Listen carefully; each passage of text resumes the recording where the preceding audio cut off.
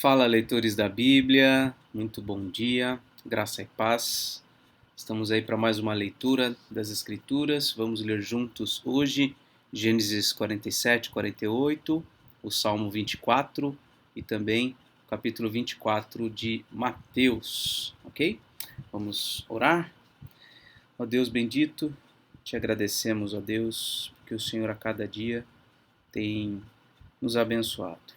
Obrigado, ó Deus, pela vida de cada um dos meus queridos irmãos, amigos que têm acompanhado estas leituras. E o meu pedido sincero ao Senhor é que todo esse trabalho, ó Pai, seja útil nas tuas mãos, seja eficaz, eficiente para, ó Deus, abençoar e edificar a vida de muita gente.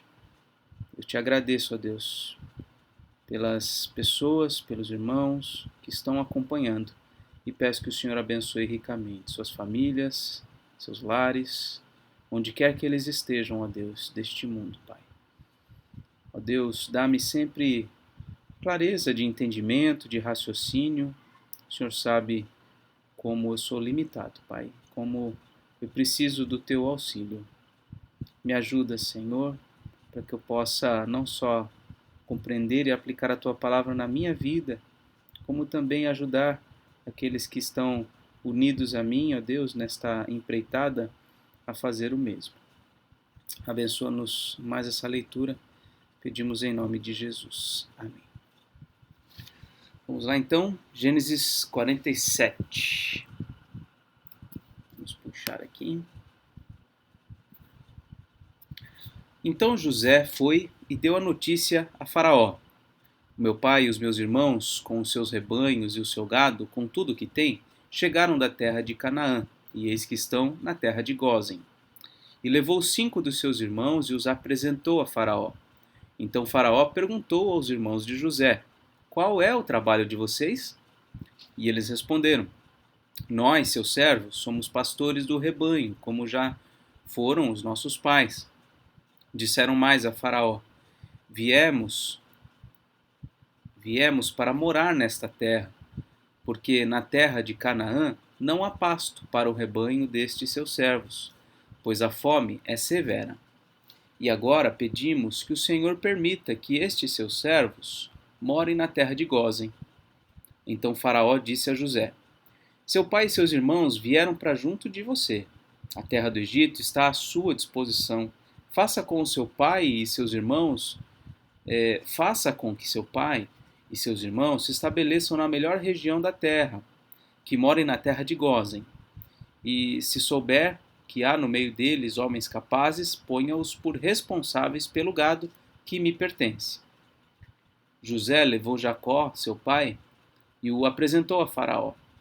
E Jacó abençoou Faraó. Então Faraó perguntou a Jacó: quantos anos o Senhor já tem? Jacó lhe respondeu: são 130 anos de peregrinação. Foram poucos e maus os anos de minha vida, e não chegam aos anos de vida de meus pais nos dias das suas peregrinações. Depois, Jacó abençoou Faraó e saiu de sua presença. Então José estabeleceu seu pai e seus irmãos e lhes deu propriedades na terra do Egito, no melhor da terra, na terra de Ramsés, como Faraó havia ordenado. E José providenciou alimento para seu pai, seus irmãos e toda a casa de seu pai, segundo o número de seus filhos. Não havia alimento em toda a terra, porque a fome era muito grande. Assim, o povo do Egito e o povo de Canaã desfaleciam por causa da fome. Então José arrecadou todo o dinheiro que havia na terra do Egito e na terra de Canaã, pelo cereal que compravam, e o recolheu à casa de Faraó. Quando acabou o dinheiro na terra do Egito e na terra de Canaã, todos os egípcios foram a José e disseram: queremos comida, porque o Senhor nos deixaria morrer em sua presença só porque o dinheiro acabou? José respondeu: se vocês não têm dinheiro, tragam o seu gado. Em troca do seu gado eu lhes darei a comida. Então trouxeram o seu gado a José e ele lhes deu mantimento. em troca de cavalos, rebanhos, gado e jumentos.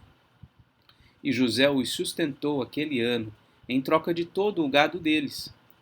Tendo acabado aquele ano, foram a José no ano seguinte e lhe disseram: Não podemos esconder de meu senhor que o dinheiro acabou e que meu senhor já é dono dos animais. Nada mais nos resta diante de meu senhor, a não ser o nosso corpo e a nossa terra. Porque o Senhor nos deixaria perecer em sua presença, tanto nós como a nossa terra. Compre a nós e a nossa terra, em troca de mantimento, e nós e a nossa terra seremos escravos de Faraó. Dê-nos semente para que vivamos e não morramos, e a terra não fique deserta. Assim, José comprou toda a terra do Egito para Faraó, porque os egípcios venderam cada um o seu campo, porque a fome era extrema sobre eles. E a terra passou a ser de Faraó. Quanto ao povo, ele o escravizou de uma a outra extremidade da terra do Egito. José só não comprou a terra dos sacerdotes, porque os sacerdotes recebiam uma porção de mantimento de Faraó e viviam dessa porção que Faraó lhes dava. Por isso não venderam a sua terra. Então José disse ao povo: Eis que hoje comprei vocês e a terra de vocês para Faraó. Aqui estão as sementes, para que semeiem a terra. Das colheitas vocês darão a quinta parte a Faraó. As outras 4 partes serão de vocês, para semear o campo e para servir de alimento a vocês, aos que estão em suas casas e para alimentar os seus filhos. Eles disseram a José: O Senhor salvou a nossa vida, que possamos alcançar favor diante de meu senhor e seremos escravos de Faraó. E José estabeleceu por lei, até o dia de hoje, que na terra do Egito 1/5 pertence a Faraó. Só a terra dos sacerdotes não ficou sendo de Faraó. Assim, Israel habitou na terra do Egito, na terra de Gósen. Nela adquiriram propriedades e foram fecundos, e muitos se multiplicaram. Jacó viveu na terra do Egito 17 anos. Assim, os dias de Jacó, os anos da sua vida, foram 147.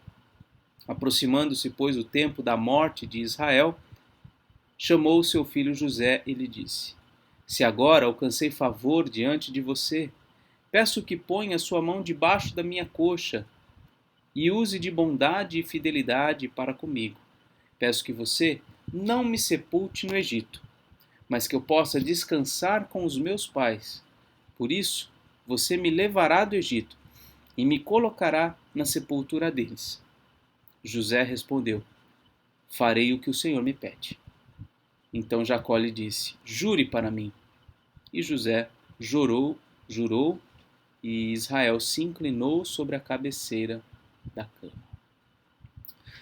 Bom, na parte inicial desse capítulo, nós vemos aqui a conversa de José com Faraó encaminhando eles para onde eles seriam mais úteis, uma terra boa, que era a terra de Gósen. Vemos aqui Jacó abençoando também Faraó, né? Então uma relação muito boa nesse contato inicial com os egípcios, né? Depois aqui do 13 em diante, nós vemos como José ele se tornou o provedor de alimento para toda a terra do Egito. No início, aquelas pessoas, né, os cidadãos egípcios, tinham dinheiro, então eles compravam dinheiro, o alimento, né, armazenado nos armazéns, né, de Faraó. Eles iam e compravam com dinheiro. Quando o dinheiro acabou, eles dispuseram os seus animais. Então eles levavam seu gado em troca de alimento. Por todo um ano fez isso, até o momento em que todos os animais, todo o gado do Egito pertencia a Faraó. Depois que acabaram os animais, aqueles homens, os cidadãos egípcios, se dispuseram a eles mesmos serem vendidos como escravos, né? Eles e a terra deles. E uma coisa que a gente percebe aqui é que eles fizeram isso e ainda agradeceram. Olha só que interessante aqui, ó. Eles dizem aqui no versículo 25, o Senhor salvou a nossa vida, que possamos alcançar favor diante de meu Senhor e seremos escravos de Faraó. Então, eles ficaram agradecidos por terem se vendido como escravos, terem vendido todas as suas terras como escravos, para terem um alimento. Essa é uma realidade que a gente nem imagina. Porque a gente nasce e cresce e, graças a Deus, temos o alimento, né? Bem ou mal, né? Muitos têm mais dificuldade do que outros, mas, no geral, nós não precisamos nos vender como escravos para conseguirmos alimento, né? Então, essa atitude deles se destaca para mim. E eles se viram agradecidos, né? Então, toda a terra do Egito pertenceu a Faraó, fora a terra dos sacerdotes e também dos israelitas, né? Que tinham ali a terra de Gósen, eles compravam propriedades e tudo mais, versículo 27, diz que eles foram fecundos, se multiplicaram. Então, quer dizer, aquele período de seca, aquele período de escassez, não abateu a Israel e a sua família. Uma coisa interessantíssima como Deus providenciou ali a preservação da vida, né, e a multiplicação daquele povo. Eles chegam em torno de 70, 80 pessoas e vão sair anos depois já num volume de gente muitíssimo grande, né? Aqui no finalzinho, Israel, Jacó, já está muito velho, pede que seja levado para ser enterrado junto com os seus pais, né? Capítulo 48. Passadas estas coisas, disseram a José, seu pai está doente. Então José tomou consigo seus 2 filhos, Manassés e Efraim, e avisaram a Jacó. Eis que o seu filho José veio visitá-lo. Israel fez um esforço e se assentou na cama. Então Jacó disse a José, o Deus Todo-Poderoso me apareceu na cidade de Luz, na terra de Canaã, me abençoou e me disse, eis que eu o farei fecundo e o multiplicarei. De você farei uma multidão de povos, e a sua descendência darei esta terra como propriedade perpétua. E agora, os seus 2 filhos, que lhe nasceram na terra do Egito, antes que eu viesse para junto de você aqui no Egito, são meus. É Jacó que está dizendo isso. Ele está dizendo que os filhos de José são dele.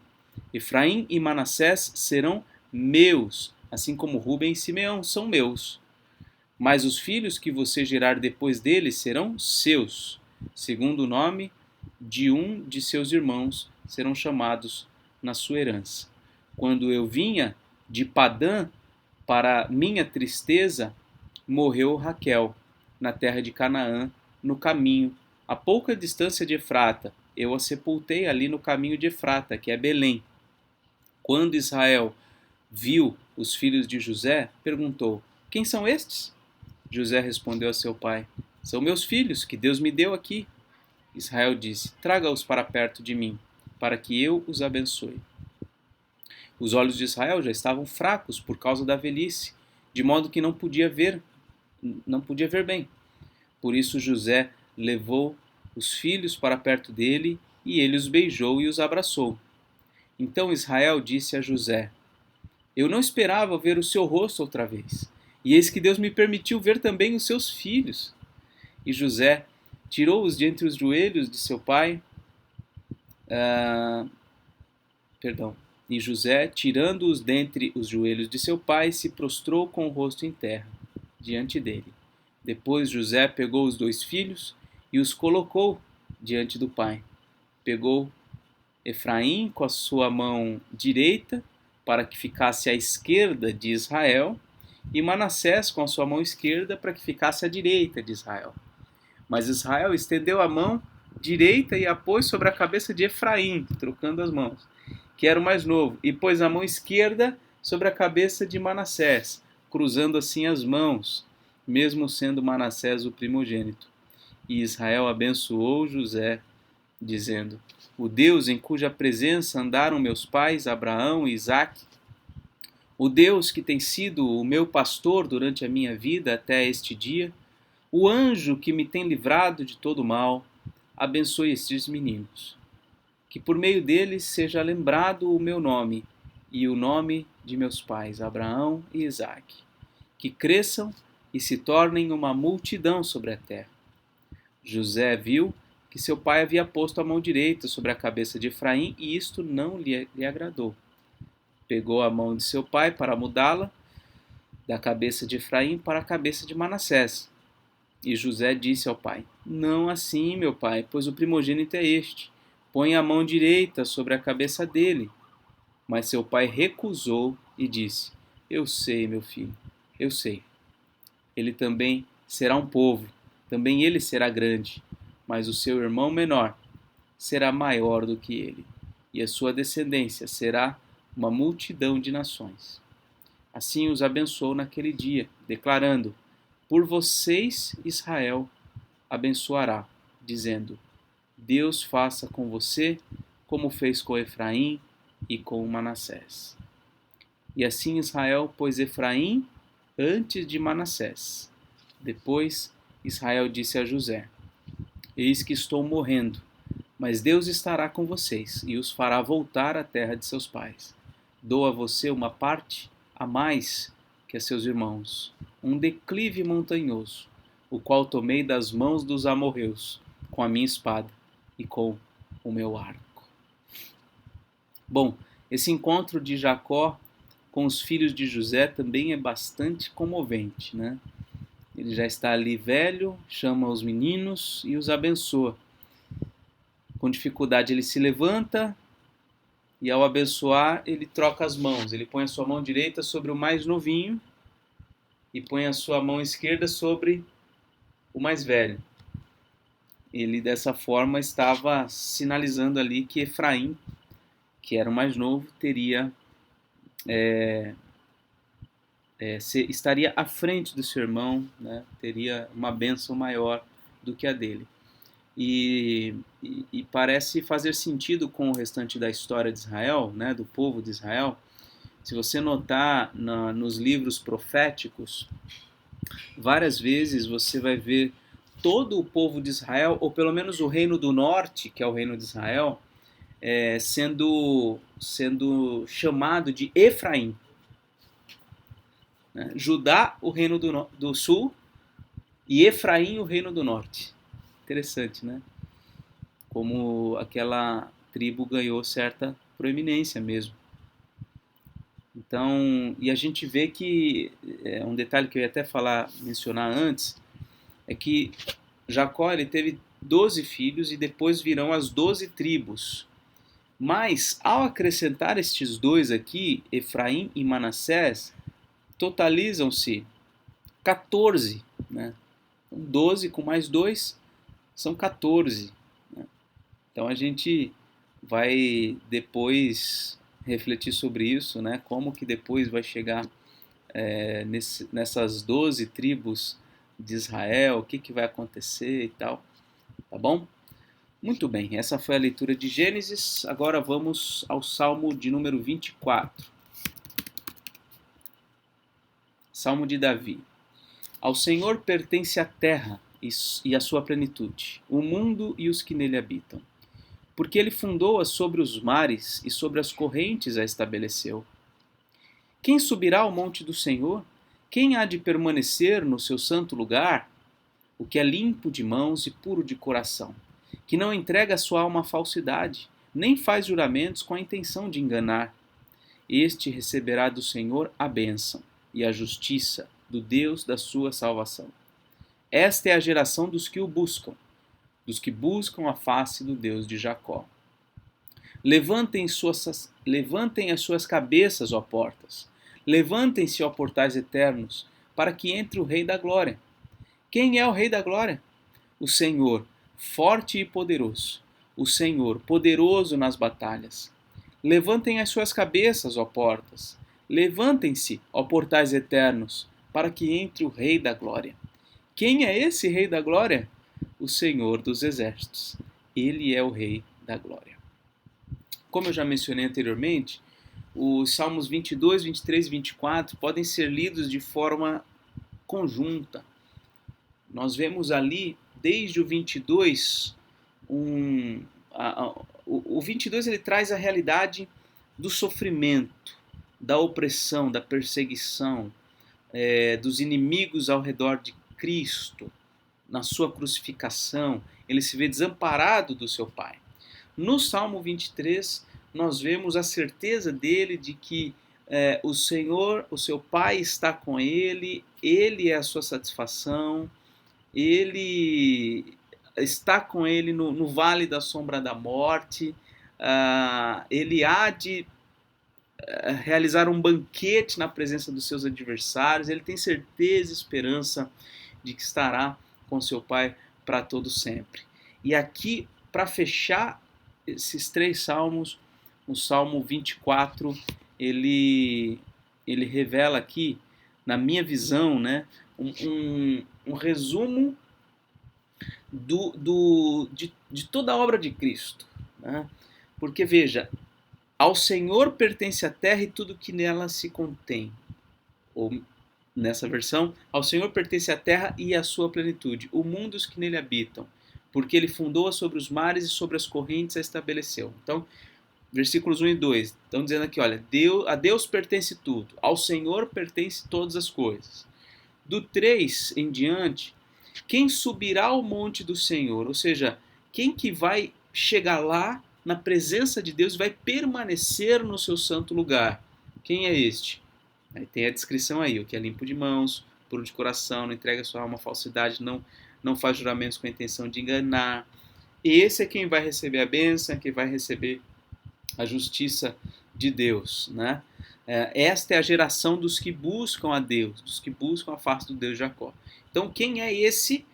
Quem é o homem que vai se apresentar diante de Deus e vai permanecer diante de Deus? E quem é esse? Quem é esse? Aí nós vamos ver do versículo 7 ao versículo 10 uma cena celestial. E aqui, eu poderia falar mais tempo sobre isso, mas já indo direto para o ponto, né? Nós vemos aqui como se fosse a cena da ascensão de Cristo, do retorno de Cristo para o céu após ter vencido a batalha. Depois de ter passado pelos inimigos, ter enfrentado os dissabores, ter vencido, ter passado pelo vale da sombra da morte, agora os portais eternos se abrem para ele, né? Quem é esse? É o Rei da Glória. Ele é forte e poderoso, ele é poderoso nas batalhas, ele é o Senhor dos exércitos.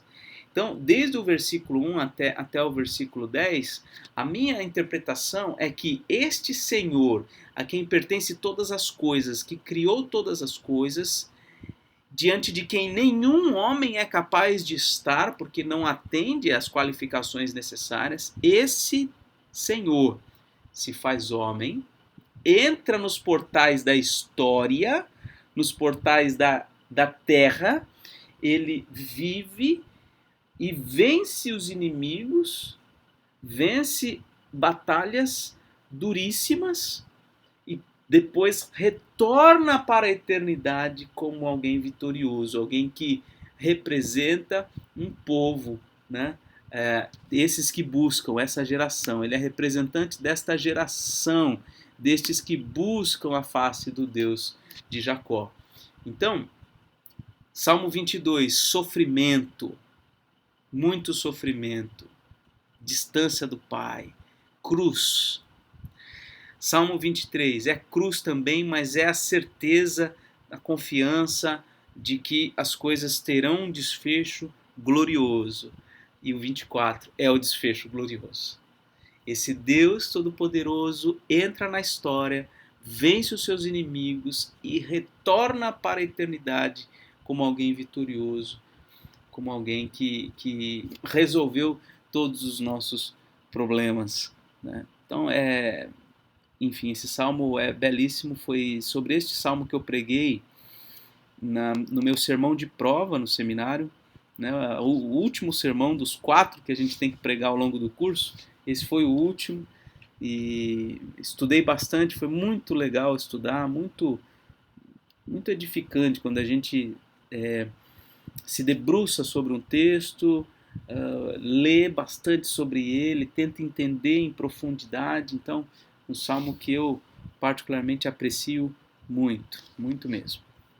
Agora, Mateus capítulo 24, talvez um dos mais complicados, hein? Esse capítulo de Mateus é um dos mais difíceis. Vamos lá, depois de tomar uma água aqui. Mateus 24. Jesus saiu do templo e, enquanto caminhava, os seus discípulos se aproximaram para lhe mostrar as construções do templo. Ele, porém, lhes disse: Vocês estão vendo todas estas coisas? Em verdade lhes digo que não ficará aqui pedra sobre pedra que não seja derrubada. Então Jesus está falando do templo de Jerusalém. Ele está dizendo: olha, todo esse templo será destruído. Versículo 3. Jesus estava sentado no Monte das Oliveiras quando os discípulos se aproximaram dele e, em particular, lhe pediram: Diga-nos quando essas coisas vão acontecer e que sinal haverá da sua vinda e do fim dos tempos? E Jesus respondeu: Tenham cuidado para que ninguém os engane, porque muitos virão em meu nome, dizendo: Eu sou Cristo, e enganarão a muitos. E vocês ouvirão falar de guerras e rumores de guerras. Fiquem atentos e não se assustem, porque é necessário que isso aconteça, mas ainda não é o fim. Porque nação se levantará contra nação e reino contra reino. Haverá fomes e terremotos em vários lugares, porém todas essas coisas são o princípio das dores. Vocês serão entregues para serem maltratados, e eles os matarão. Vocês serão odiados por todas as nações por causa do meu nome. Nesse tempo, muitos hão de se escandalizar, trair e odiar uns aos outros. Muitos falsos profetas se levantarão e enganarão a muitos. E por se multiplicar a maldade, o amor se esfriará de quase todos. Aquele, porém, que ficar firme até o fim, esse será salvo. E será pregado este evangelho do reino por todo o mundo, para testemunho a todas as nações. Então virá o fim. Quando, pois, vocês virem, situado no lugar santo, o abominável da desolação, de que falou o profeta Daniel, quem lê, entenda, então os que estiverem na Judéia fujam para os montes. Quem estiver no terraço, não desça para tirar de casa alguma coisa. Quem estiver no campo, não volte atrás para buscar a sua capa. Ai das que estiverem grávidas e das que amamentarem naqueles dias. Orem para que a fuga de vocês não aconteça no inverno, nem no sábado.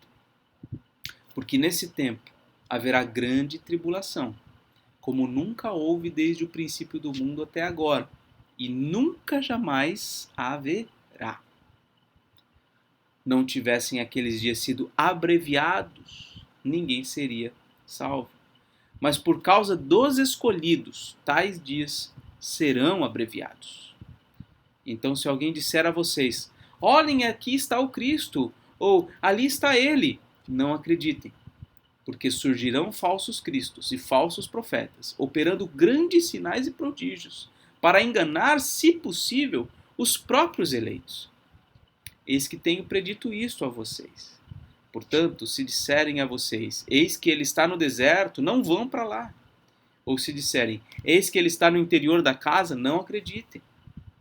Porque assim como o relâmpago sai do oriente e se mostra no ocidente, assim será a vinda do Filho do Homem. Onde estiver o cadáver, ali se ajuntarão os abutres. Logo em seguida, a tribulação daqueles dias, o sol escurecerá, a lua não dará a sua claridade, as estrelas cairão do firmamento e os poderes do céu serão abalados. Então aparecerá no céu o sinal do Filho do Homem. Todos os povos da terra se lamentarão, e verão o Filho do Homem vindo sobre as nuvens do céu, com poder e grande glória. E ele enviará os seus anjos com grande som de trombeta, os quais reunirão os seus escolhidos dos quatro ventos, de uma a outra extremidade dos céus. Aprendam a parábola da figueira.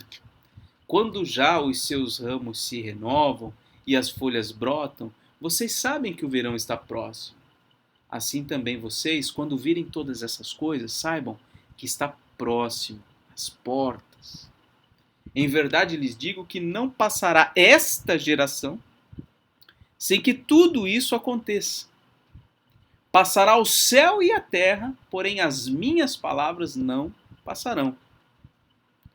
Mas a respeito daquele dia e hora, ninguém sabe, nem os anjos dos céus, nem o Filho, senão o Pai. Pois assim como foi nos dias de Noé, assim será também a vinda do Filho do Homem.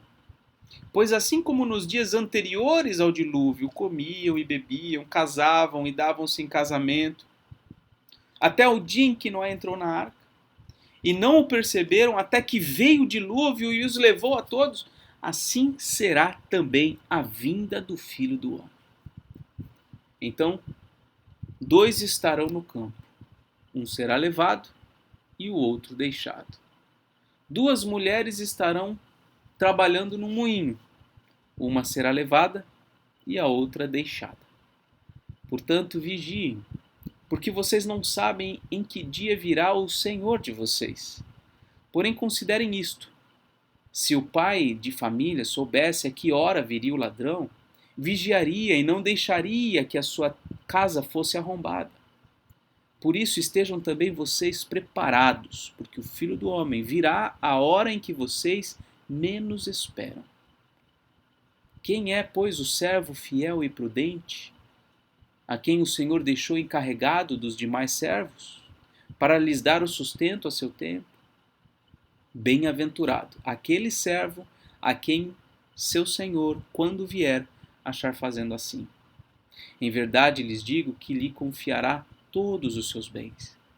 Mas o que acontecerá se aquele servo, sendo mau, disser consigo mesmo: meu senhor demora para vir, e começar a espancar os seus companheiros e a comer e beber com os bêbados? Virá o senhor daquele servo em dia em que não o espera e em hora que não sabe, e irá aplicar-lhe um castigo severo, condenando-o com os hipócritas. Ali haverá choro e ranger de dentes. Esse é o capítulo 24 de Mateus, um dos mais complicados, como eu disse, porque diz respeito das últimas coisas, e aí várias interpretações aqui são pensadas, são idealizadas. Eu particularmente entendo que este capítulo ele faz uma certa mistura, né? Ele não é tão claro na minha visão em alguns aspectos, porque há momentos, na minha visão, que Jesus está se referindo àqueles dias que estavam próximos de acontecer ali no ambiente de Jerusalém, com a destruição do templo de Jerusalém. No ano 70. No ano 70 da era cristã, Jesus já tinha subido ao céu já há cerca de 30, 40 anos, né?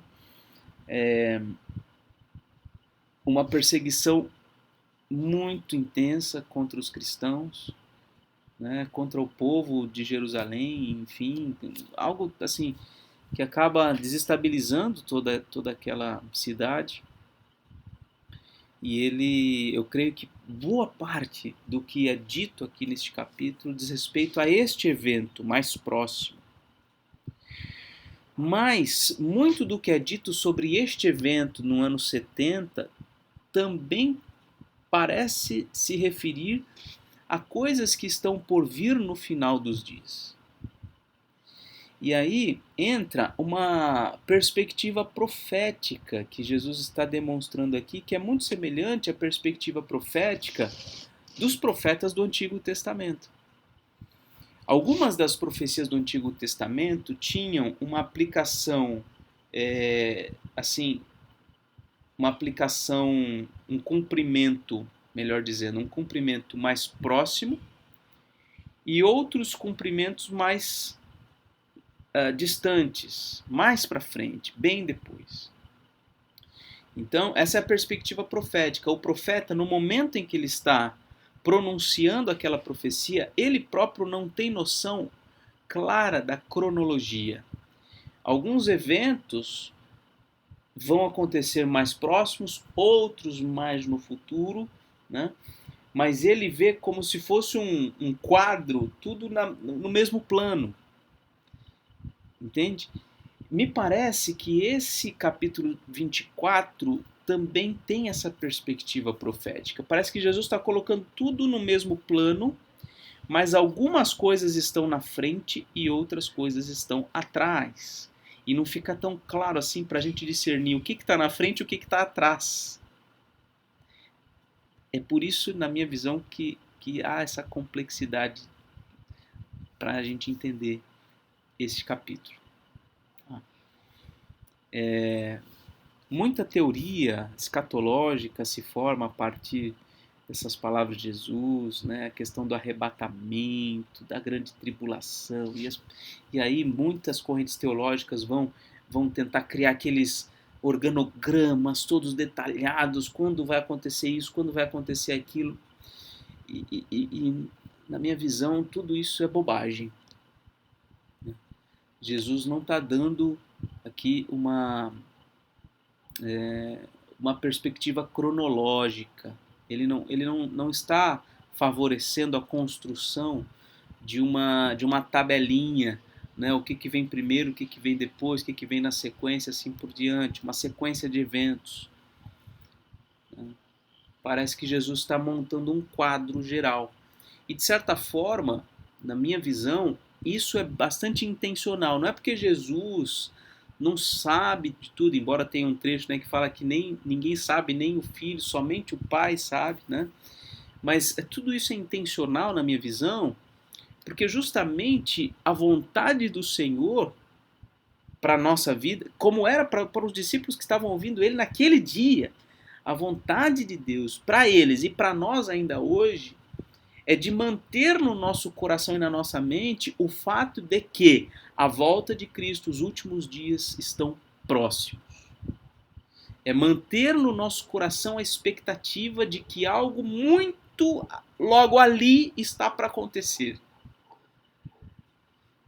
Porque se a gente esquece de que a coisa está logo ali, a gente vai acabar incorrendo no erro aqui desse servo, cadê aqui? Do servo mau, que fala, meu senhor está demorando para vir, então eu vou fazer o que eu quero, vou aqui, vou cuidar da minha vida. E o Senhor não quer que a gente ande dessa forma. Ele quer manter na nossa mente, no nosso coração, a iminência da sua vinda. E isso há 2000 anos. E a gente... E Deus não está errado em fazer isso. Por quê? Porque para ele a questão cronológica é secundária. Para ele 1000 anos é como um dia como 1000 anos, enfim. A questão cronológica para Deus não faz diferença nenhuma. Para nós faz. Para ele não. Ele é eterno. Nada acontece nem antes nem depois do prazo estabelecido. Então, se tem uma lição aqui de Mateus 24 para nós, é que nós precisamos estar atentos e preparados, pois a vinda de Cristo está por vir logo ali. Está perto. Está perto. E os eventos que antecederam aquela grande tribulação do ano 70 estão presentes ainda hoje. E estiveram presentes ao longo de todos esses 20 séculos. É fome, terremoto, é pandemia, é guerra, é tudo. Tudo. Tragédias. É uma grande tribulação viver neste mundo, né? Então, essa é a minha perspectiva. No meu entendimento, a vontade de Deus é que a gente mantenha claro na nossa mente, no nosso coração. A volta de Cristo está próxima. Estejamos vigilantes, preparados, vigilantes. Essa é a vontade de Deus para mim e para vocês. Deus abençoe e até mais, se Deus quiser.